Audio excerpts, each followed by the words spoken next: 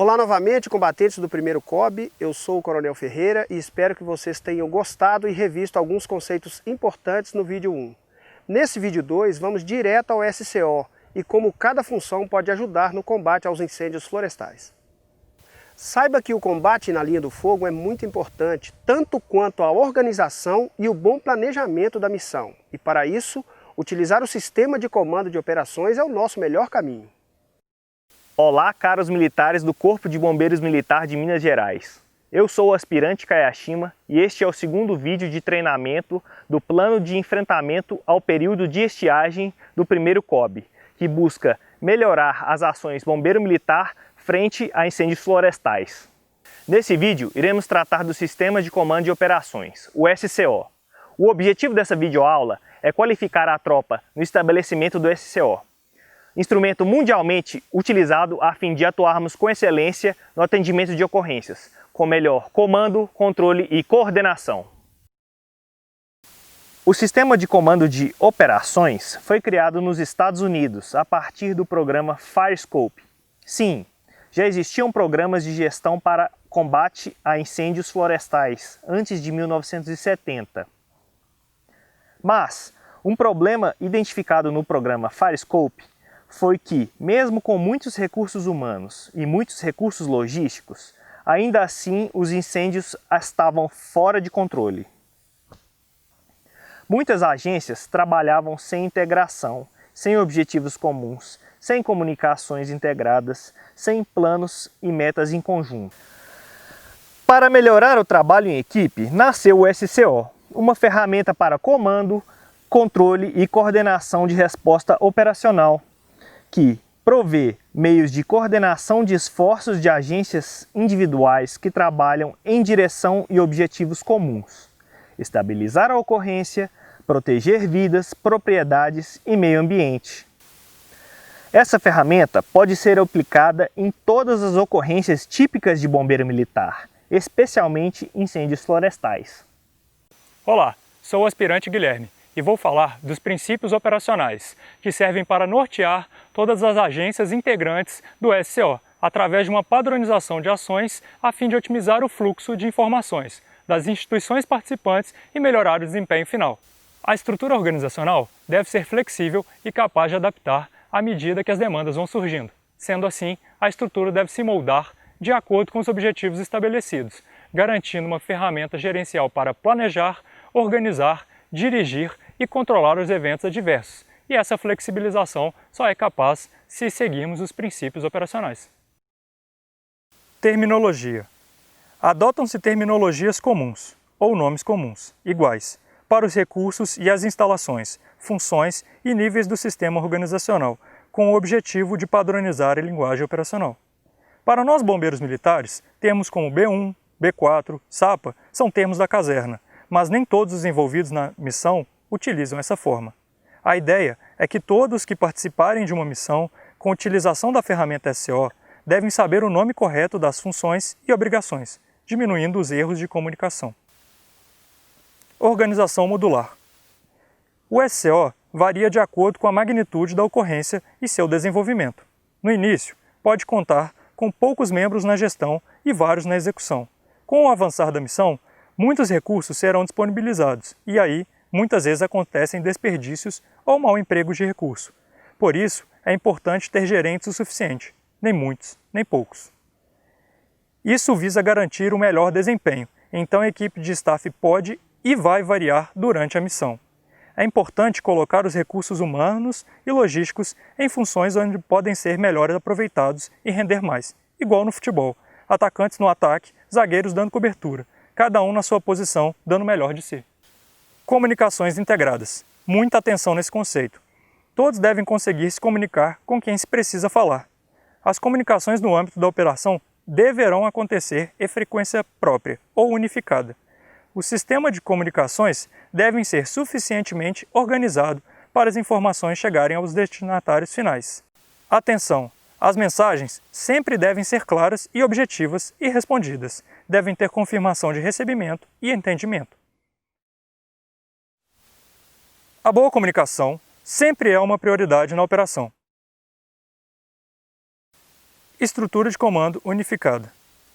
A estrutura de comando unificada é instituída quando mais de um órgão tem jurisdição sobre a operação. Sempre vemos isso, por exemplo, nos combates a incêndios florestais em parques estaduais ou federais, por exemplo. Considerando as determinações legais das Constituições Federal e Estadual, cabe aos corpos de bombeiros militares a gestão de catástrofe, desastre e incêndios florestais. Através desse dispositivo é possível planejar de forma conjunta, determinar objetivos comuns para a operação, atuar de forma integrada, otimizar o uso de recursos, designar as funções sobre um só plano de ação. O plano de ação é o planejamento específico para respostas a incidentes. A maioria dos incidentes não necessitam do plano escrito, apenas do mental ou verbal. Mas em operações maiores, mais demoradas ou longas, ou ainda nos casos complexos, o plano de ação escrito pode ser um grande diferencial na ajuda na organização de como gerir aquela missão. O plano de ação tem sua estrutura, objetivos, estratégias e táticas. Qual é a organização modular e quais os recursos humanos e materiais serão empregados. Cada etapa do plano de ação deve ser adequada ao período operacional, que é um turno para que se cumprir alguns objetivos. A cada mudança de cenário, um novo período operacional se inicia, demandando, claro, adequação e nova etapa do plano de ação. O plano é traçado numa reunião entre os mais antigos no combate a incêndio florestal e deve ser difundido para todos que irão atuar no combate. É necessário realizar um briefing com a equipe e repassar todos os objetivos, estratégias, táticas e recursos que serão utilizados. Enfim, tudo que se espera que seja feito naquele turno da missão. Olá, eu sou o Sargento Lins. Nós sabemos que todos os militares que atuam na operação devem estar cientes dos riscos a que estaremos submetidos e das estratégias de combate que serão empregadas em campo. Por isso, em casos de dificuldade ou emergência, todos os militares da linha de frente devem possuir recursos para solicitar apoio. O apito e o rádio HT são as principais ferramentas para isso. Para não chegarmos a este ponto, o emprego inteligente das equipes nos combates a incêndios florestais é fundamental. O sistema de comando das operações não é uma burocracia, é uma ferramenta para ajudar todos nós a atuarmos de maneira mais coordenada e focada nos resultados. Vamos ver quais critérios o plano de enfrentamento do período de estiagem de 2020 do primeiro COB exige como obrigatoriedade a instalação do SCO. Todos os incêndios florestais com previsão ou mais de 24 horas de duração de emprego operacional, ou seja, ocorrências que com certeza passarão para a próxima ala, deve ter um SCO instalado. Todos os incêndios florestais com grande repercussão na mídia, se houver helicópteros de mídia transmitindo ao vivo o incêndio florestal, se houver vários repórteres acompanhando o incêndio, também deve instalar o SCO. E todos os incêndios florestais de grande vulto, ou seja, caso ameace muitas residências, lojas, indústrias. Caso seja próximo a locais com produtos perigosos ou venha a causar riscos excessivos, instale o SCO, pois ele vai ajudar sua guarnição a compreender melhor o cenário e escolher a melhor forma de atuação. Ao ser instalado o SCO, se você for o bombeiro militar mais antigo no local, você deverá anunciar na rede de rádio a instalação do SCO e assumir a função de comandante das operações. Logo, não irá para a linha de combate e ficará na coordenação e comando da operação de combate e incêndio florestal. Estabelecer o posto de comando e mostrar para que todos saibam onde é e como acionar o comandante das operações, que é você. Estabelecer os objetivos da resposta inicial e avisar a todos os envolvidos na missão. Os objetivos têm que ser claros e possíveis de serem atingidos. Por exemplo, ataque ao flanco esquerdo, ataque à cabeça de fogo próximo à rodovia ou próximo às residências. Reportar ao coordenador do COBOM, CBU, SOU ou SOF ações que estão sendo implementadas e ações planejadas, solicitando os apoios necessários para isso. O uso de instalações padronizadas é uma das características básicas do SCO e representa um instrumento importante para a organização do espaço físico do cenário de uma emergência, principalmente para ocorrências que duram mais tempo. O emprego de instalações padronizadas melhora a qualidade das operações e poupa tempo, diminuindo as dificuldades iniciais de organização de uma operação de resposta, em que normalmente se impera o caos e a falta de ordem. As 6 principais instalações padronizadas recomendadas pelo SCO são: posto de comando PC, base de apoio, acampamento, centro de informações ao público, L-bases e L-pontos. Funções dos membros do SCO. Comandante. O comandante deve assumir o comando e estabelecer o posto de comando. Inicialmente, o comandante desempenha todas as funções do SCO. Até que as funções sejam delegadas, o comandante será responsável por manter contato com outras agências, prezar pela segurança da sua tropa, prestar informações à imprensa e ao COBOM e a demais, planejar uso do efetivo e do material necessário, garantir a execução do plano operacional, fornecer meios para cumprir a missão, manter controle de horas empenhadas e custos. O comandante, o mais antigo naquela missão de combate a incêndio florestal, pode delegar as funções, mas nunca a responsabilidade. Ele tem a palavra final em todos os assuntos na ocorrência. Quando precisar, ele pode retirar um militar da linha de combate para auxiliar na organização e fluxo de informações, para melhor gerir a operação. Essa delegação acontece com 7 tipos de funções que veremos a seguir. Oficiais e staff do SCO. Nas funções oficial de segurança, oficial de ligação e oficial de informação, apesar do nome oficial, não é necessário que aquele que ocupe a sua respectiva função seja um oficial militar. Para desempenhar a atribuição, podem ser escolhidos praças ou até mesmo civis. Oficial de segurança. O oficial de segurança tem a função de vigilância, avaliação e controle de situações perigosas e inseguras que existem na operação. Deve ser ativado para, em combate a incêndios florestais que apresente grandes riscos aos nossos bombeiros. As principais responsabilidades dos oficiais de segurança são: identificar situações perigosas associadas à operação, fazer uso de sua autoridade para deter ou prevenir ações perigosas, investigar e pesquisar os acidentes que ocorreram nas áreas da operação e prevenir para que não aconteçam acidentes. Oficial de ligação. O oficial de ligação é o contato para os representantes das instituições que estejam trabalhando na operação ou que possam ser convocadas para ajudar. As principais responsabilidades do oficial de ligação são: proporcionar um ponto de contato com os representantes das instituições envolvidas, identificar os representantes de cada uma das instituições, incluindo sua localização, observar as operações para identificar problemas atuais ou potenciais entre as diversas instituições e trabalhar para sempre termos bons relacionamentos com demais órgãos. Oficial de informação.